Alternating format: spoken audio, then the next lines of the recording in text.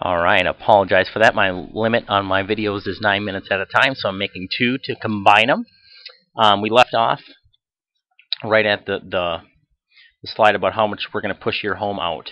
Now, just giving you a quick visual, a lot of the competition is going to push it out to a few spots, not all of them that we're going to be pushing them out to, and not alerting everybody like we're going to be doing. So we're going to give you that maximum exposure of your listing, and not only exposing it, but also alerting everybody out there, taking every last step to make sure your home gets sold.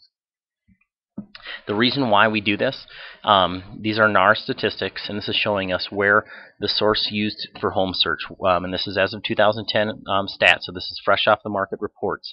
Internet is 89% of where they search for homes. So we are tackling not only the #1 site out there, Realtor.com, we're basically putting a full court press on Realtor.com, and then we're also tapping into all of those other sites as well. #2 is the real estate agent. That is another source that they're using. So they're using their realtor, and then their realtor is in turn using the MLS and using the tools that they have to find your listing. So we're going to tackle both of those. The yard sign as well. We're going to be doing the open houses and making sure that we are attracting all of those buyers out there for you.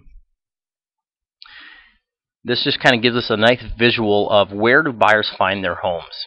So back in 2001, you can see it's comparing internet, signs, and print advertisement. They were all basically the same, and obviously with the big technology boom, there's been a huge separation here. For the first time ever, 2002, internet surpassed print ads, but that has just blown up. That is now running away with it. It's 41%, where signs have kind of steady, drift a little. Print advertisement has really gone down. It's about 2%. It's very minimal. So what we're going to be doing is pushing and using where the buyers are at and finding those buyers for you. This is just showing us where was the first step in buying the home process for a buyer. So this is showing us all buyers, first-time home buyers, and then repeat buyers, 2009 and 2010. #1, they looked online for properties for sale. That was 36% for all the buyers. And then contacting a real estate agent was basically 18 to 19, so it's basically 20% of their first touch. That was their first step. The other one was looking online for information about the home buying process. So they stumbled upon something along those lines. So those are just give you a quick idea of that, why we're focusing a lot on the market that we are. And now it's showing us the websites used in the home search. #1 is going to be the MLS. A lot of that it comes from the real estate agents doing the searching for their clients and finding the stuff. And then we've also got Realtor.com, which is #2. And again, that's another site that we're going to give everything we've got to get your home showing up on top. And then also the company's website, the real estate agent's website right below that. And then #5 on the list would be those other websites like the Trulias, the Zillows, those websites as well. Those are picking up some steam, so we're going to make sure we're tapping into those as well. Now this is showing us the method used to sell a home, how this has happened, and it's showing us since 2001. So as you can see, for the highest in 9 years is real estate brokerages and the agent basically. And a lot of the reason for that is it takes a lot more to get your home sold nowadays than it ever has. And with all the tools that we offer, especially here at Keller, we have a ton of different options for you to get your home out there and marketed. It's at 88%. The lowest one now, in the lowest in 9 years, is also the for sale by owners, is down to 9%. It's just tough to get people to do drive-by traffic anymore and market your home without tapping into all these tools that we now have. So that was how you sell your home. Now, where do the buyers come from? The method for home purchase. #1, again, is going to be the real estate agent or brokerage, and that's 83%. That's the highest in 9 years as well, at 83%. So if we're not listing our home and getting it into a brokerage, we're going to miss 83% of the market, and that's where it's happening at. Directly from the previous owner is down here, and that's at 5%. So it's very tough if you're not going with a brokerage to get your home properly marketed.